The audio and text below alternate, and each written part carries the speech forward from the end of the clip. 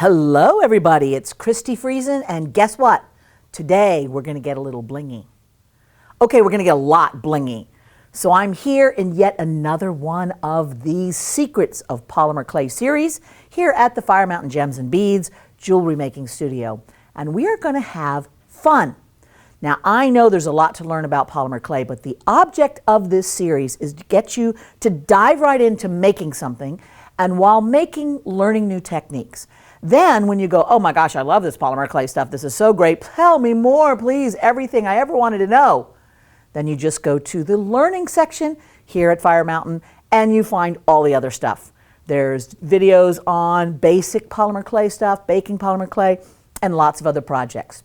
So you can go check that all out later, but for now, we are going to make a bling butterfly. Now, I don't know about you, but bling is one of those things that even if you think you don't like it because whatever, you kind of like secretly like, but also, can I have some more?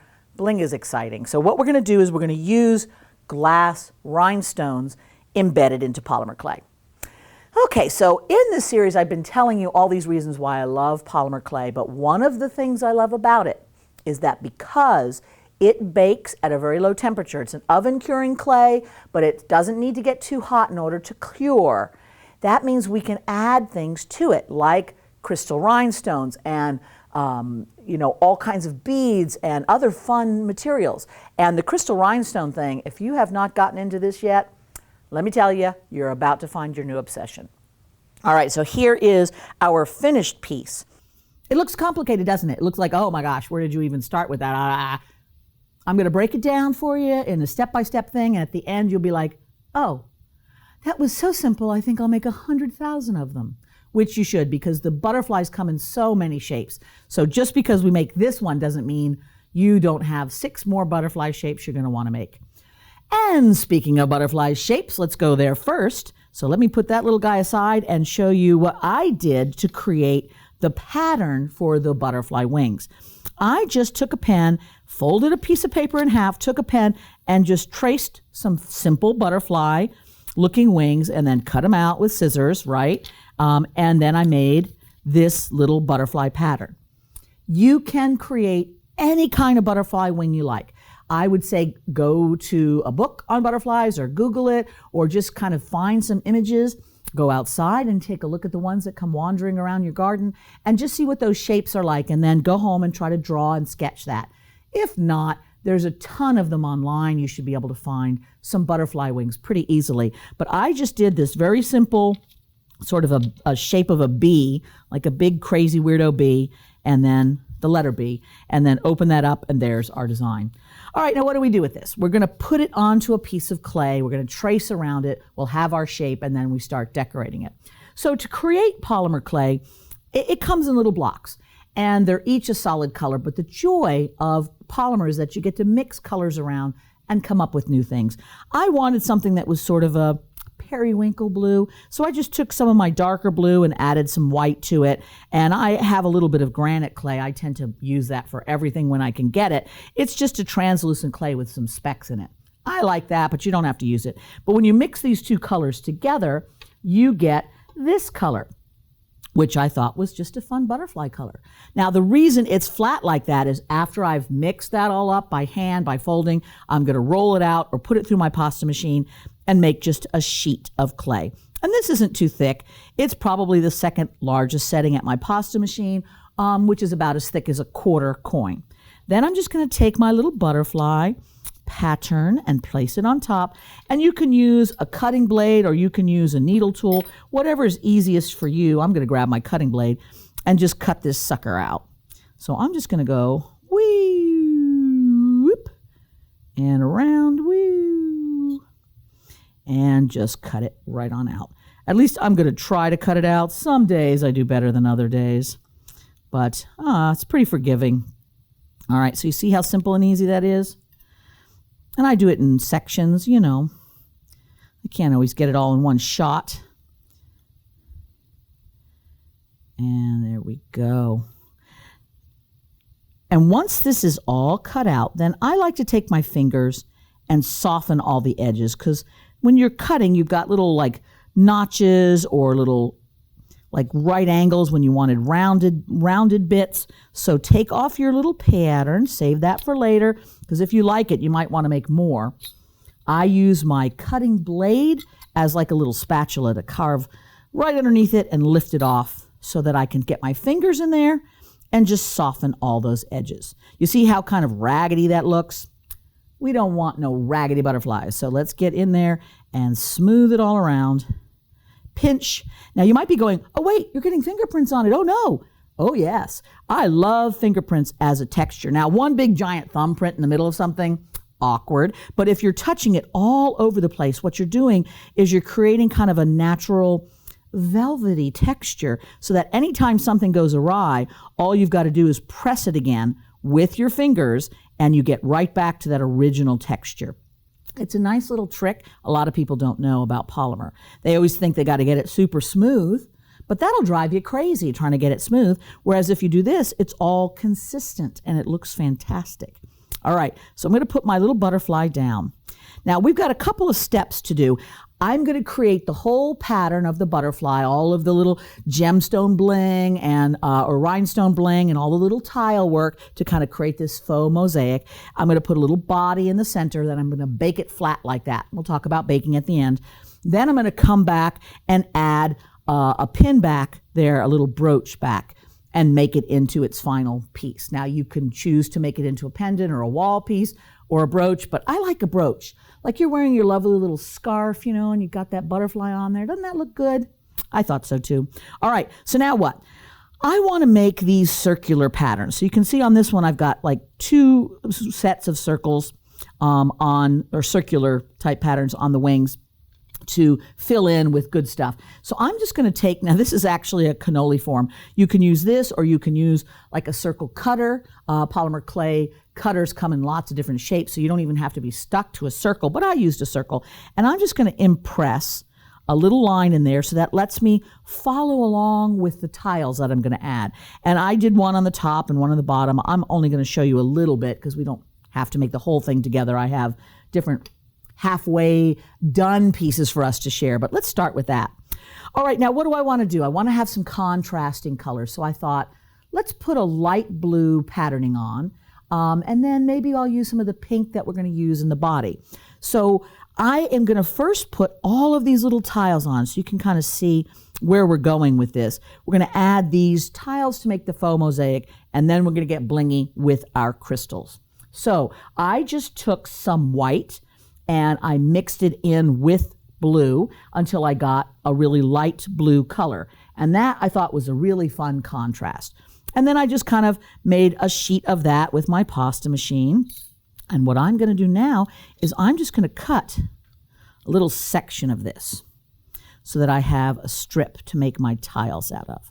And I can use this and make as much as I want whenever, because I made plenty of it. But now all I've got to do is take my cutting blade and I'm going to come around this circle.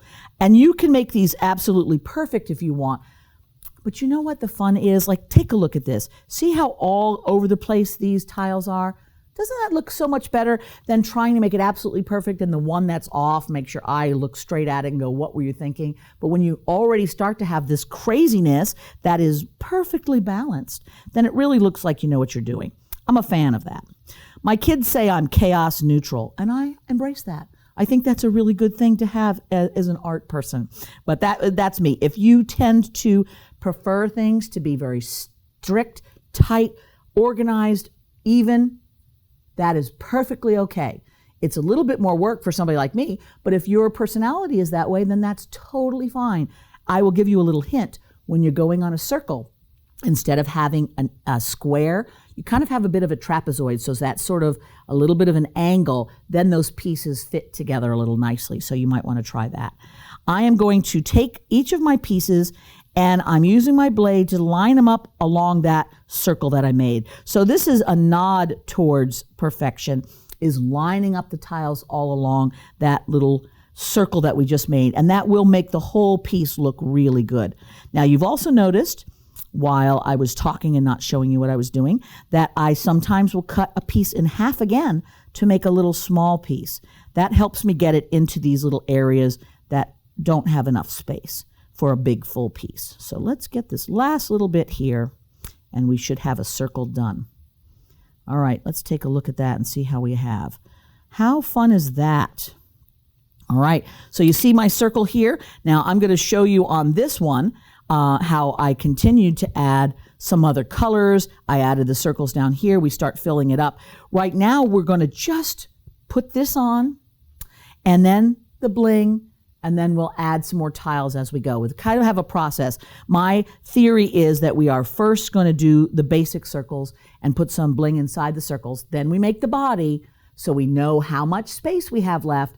Then we can add additional tiles and additional bling. That sounds good, right? You don't have to do it that way, but it's the best way, so you should. No, if you find a better way, you do it. But I think that works pretty well. All right, bling. What's bling? What I'm using here is a glass rhinestone that has a flat back and a hot fix backing. The hot fix means that in the heat, it fixes itself to its material. So in this case, it's a little thin glue bit that once this gets in the oven, that glue activates and it glues itself onto the polymer. How great is that? And because these are glass rhinestones, you don't have to worry about any kind of melting or slumping or weirdness in the oven from your rhinestone. So don't use plastic rhinestones, use glass and get that hot fix on the back. All right, so we've got lots of things to choose from. Whatever shall I even use?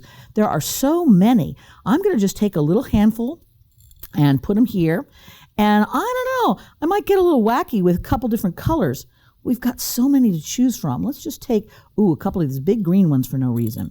All right, so what I'm going to do is put them on my clay next. And if you do not have a clay pickup tool, which is what I'm going to use, this is a crystal katana, and these are great. If you don't have one of these and you like sticking things on other things, this is what you want because it picks things up and places them really well. But let's just say you haven't decided yet if you want to invest in additional things. You can take a little piece of clay like this, turn it into a little point, pick it up with that point and place it.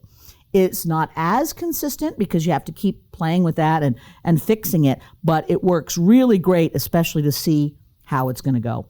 Now, once you have put your pieces on, I suggest that you press them down. And I usually use the back of my needle tool to gently push them in place. The crystal katana also has a little back, especially made for pushing the crystals into place, which is fantastic. So I love to use that. And the katana just has a little waxy tip that allows you to pick it up and place it, which is super fantastic. Once in a while, you're going to have to adjust if it kind of wanders off on its own. Don't worry, it'll work.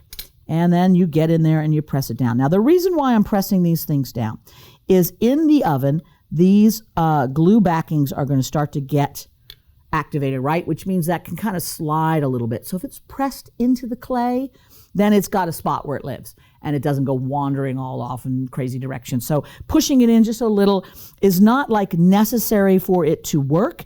It just is more better. So you should just do it. All right, so I'm placing a few crystals in here. Let's see. I think I'm going to stop there because you get the idea. But let me just press these down so they're ready to go. Okay, so see how our bling is doing? This one shows you that bling is completely filled up here. But all we've got so far is just one little bit of tile. We're going to have to get a little bit more jiggy with this. So let's play with the body next so we know where the extra space is for our bling and our tiles. How does that sound to you? Yeah, me too. So I'm going to move that. I'm going to move my bling out of the way. Now what? Body. Now I chose to make a pink body. I don't know why. And some days I regret it. I look at it and go, what was I thinking? But other days I go, oh, that is absolutely perfect. So this is really up to you. If you are looking at it also going, yeah, what were you thinking? Then make a different body. Maybe a dark blue or a dark purple would be really cool. Experiment around, see what you like. If you were looking at it and go, yes, I like that sort of pinky lavender. It's just so delightful. Then I will show you what I did. I basically took a little bit of my blue, a little bit more of my white, put a little bit of a fuchsia kind of color to add that pink and mixed it up till I made a fun pinkish purple color. And from that, we're going to make the body of our butterfly.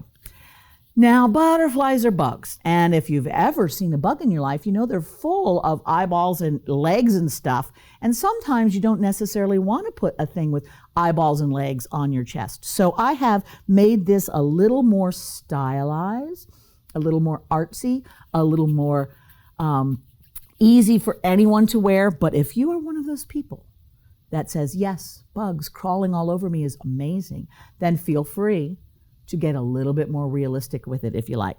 But what we're going to do is we're going to take a little ball of clay about thus big. Let's see how that is right there. And I'm going to roll this first of all into a teardroppy type shape. All right, so we're going to have like a tapered body that goes up into the headular area. And the way we make the head is I'm just going to take a tool with a rounded handle and gently roll it back and forth to separate the head from the body. So we sort of have like a little bowling ball pin thing going on. And then I get my fingers in there and just roll it back and forth. So see what that does? It makes that little neck. Then I finesse it by just kind of pressing around, making sure it feels good, and everything is rounded. There's no sharp edges. There's no tool marks. And then, I keep checking to make sure I've got it the right size, what looks like we're pretty good here. And then I'm going to lay this down separately, press it just a little. So I skipped it with any eyeballs or anything like that. I'm just going to put some decorative like strips on the body to sort of mimic that bug look, the way they have the kind of segmented abdomen, for those of you taking notes at home for the quiz.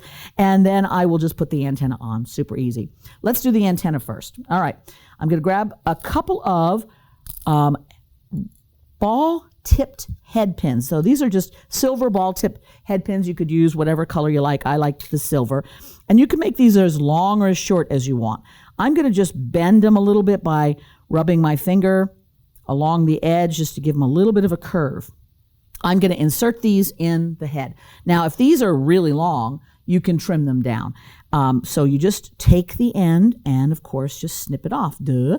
That's pretty easy. And that's just up to you on how long you feel like your butterfly's antenna should be. Remember that if you're going to wear it, this is one of those things that could easily get caught. You go and hug somebody and it's like, oh, wait, my butterfly antenna is encased up in your hair. So you might want to make them shorter if you have any hugging of hairy people in your future.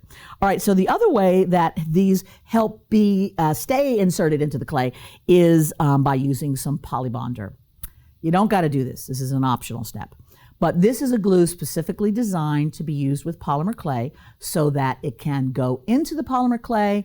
In the oven, it will not get brittle because some glues get a little brittle when they go in the heat, and this one does not.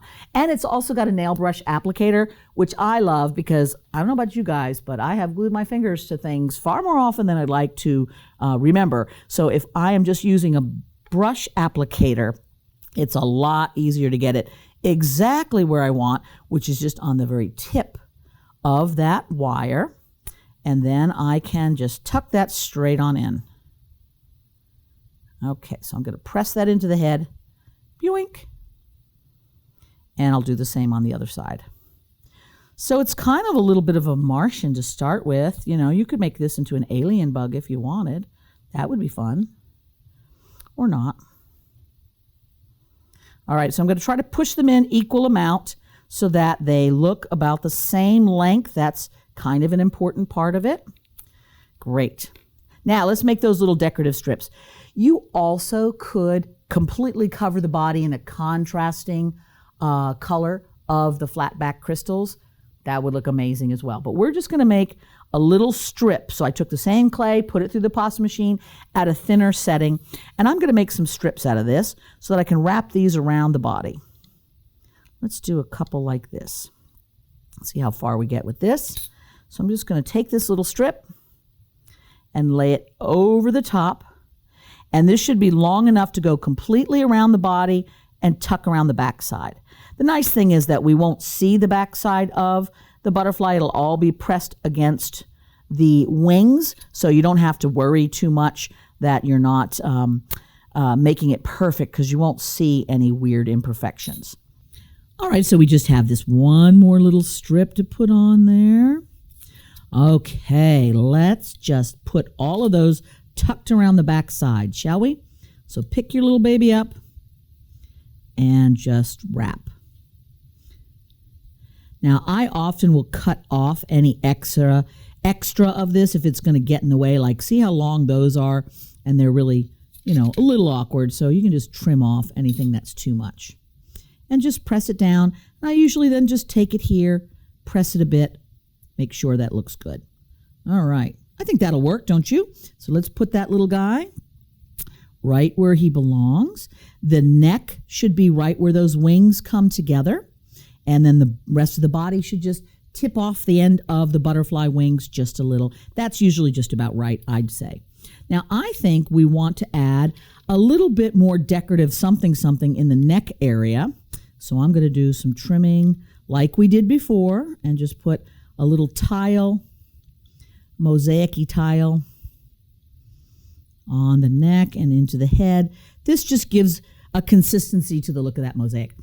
I love mosaics. I just think they're so cool to be taking all these different things and creating something out of all these bits and pieces. So that's what we're doing, is we're mimicking the look of mosaics just with our little niblets of polymer clay.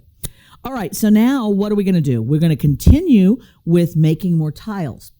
And so we want to ultimately get to the point where the whole wing area is covered with either tiles or bling. And you've got choices. Like you can see I did two different things in these. Like this one's got lines that come down this way, whereas this one's got more circles. You can just have like so much fun with this in any direction you choose. So I'm not going to fill in down here, but what I will do is take a little bit more of our purpley color, add a few more tiles just so you can see how to do a second layer of tiles and how we kind of Tetris that together, and then we'll put a bit more bling. So we're right back to our normal nipping and tucking right here. What I like to do is lay tiles in between tiles. So you see how we've got two here, and then this one's sort of in between two. And I'll start off with all my biggest tiles and then fill in the gaps with small stuff. There's no right and wrong. You just want to eyeball it and just make it awesome. That's really the only thing that I would say you ever need to use as your guiding rule is it awesome? And if you put something in and you go, nope, not awesome, then just take it off and re-awesome it and put it back. Sometimes it takes 2 or 3 tries to be awesome, so don't kick yourself. Awesome is not always just falling out of the sky all over you. Sometimes it is, and even if it's random, you get to claim it as your own. But just keep practicing, and don't worry, you don't have to show anybody something that didn't turn out amazing. All right, we're going to keep on going. But I will tell you that this is probably going to be amazing the minute you do it because it's such a simple process. All right, I'm going to just tuck this in. So you see how I've just added tiles in between things and kind of moved them around if something's touching something else. Super, super easy.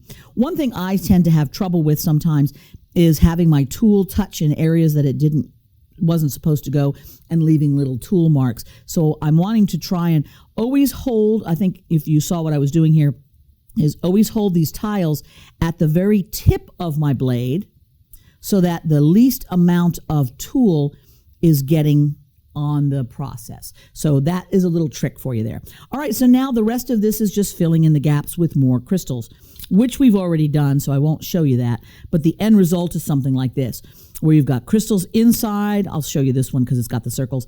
Inside the circles and close to the body. There's no difference in that process. You pick it up with your katana or your little piece of clay and you press it in. Groovy, simple, you got it. All right, so now once you've got this thing completely covered with as much tile or as much crystal as you like, then you can look it all over and use the trick of powders, which we've done before, whether that be chalk powders of adding a little color. I wouldn't, because you got enough going on. You got all that bling happening, you got all the tiles, it's enough already. But I found that the body of my butterfly was a little bit not shiny enough for my tastes. So you saw in our Art Nouveau vines how we use the mica powder. We're going to use it again, only this time I'm going to use my fingertip. So what I've done is I've put a little bit of the powder in the lid and I'm tapping my finger in here. The reason I'm tapping it is I don't want giant clumps. Clumps are not fun. So I'm tapping it so that I've got a nice smooth coating, and all I'm going to do is just roll that right over the center of those little little ridges that we put on. So you see what happens there is, let me wipe my hand because otherwise I'll have mica on everything. All right, so I just rolled it down there. I did that instead of using a brush. When you use a brush to apply powder, it's going to get into all the surfaces because, you know, the bristles of the brush go in and out and around. Great. But if you want it just on the surface, then you can use your finger, shrimp, and off you go. Okay, so now what do we got going on? We got a butterfly that's finished, and we're going to pretend that this is it. Everything's done. All the crystals are on there. What do? You bake it. We've talked about baking. So you bake it for its regular time and temperature. Then when it comes out, what do we want to do next? We want to add a brooch backing. And I tend to use these pin backs that have the bail on it, so it can either be a pendant or a pin brooch. I have shown you how to do that in other of this series. So you can check in the description for some links and some information, not only about where to find that how-to, but other fun things. And then you're going to have to bake it again, which I talk about. So that little bit of baking will firm that up and it's ready to go. Remember I told you that finished polymer clay, when it's baked properly, has a little bit of flexibility, which this one does. And all of those little rhinestones are glued on, so they flex with it. How wonderful is that? Pretty exciting, right? All right, so now you have your butterfly. You have made something that looked complicated, but it wasn't, was it? It was simple and easy, and I'm sure you're going to find a million more things to do, different colors. In fact, why don't you go ahead and comment on this video if you came up with an interesting combination of colors to crystal, or you did a completely different wing pattern that turned it out great, or you added all those legs and antenna that we were talking about, and look how cool it turned out. So why don't you comment about that? And of course, like this project if you like it, and share it with your other creative friends who are probably dying to do bling butterflies with you. In fact, get a whole little group of you together and just drink some wine or your beverage of choice and make some bling butterflies. That'll be great, right? All right, and then don't forget, hit that subscribe button because you do not want to miss out on any of the wonderful things that you learn here at Fire Mountain. Okay, kids, happy blinging.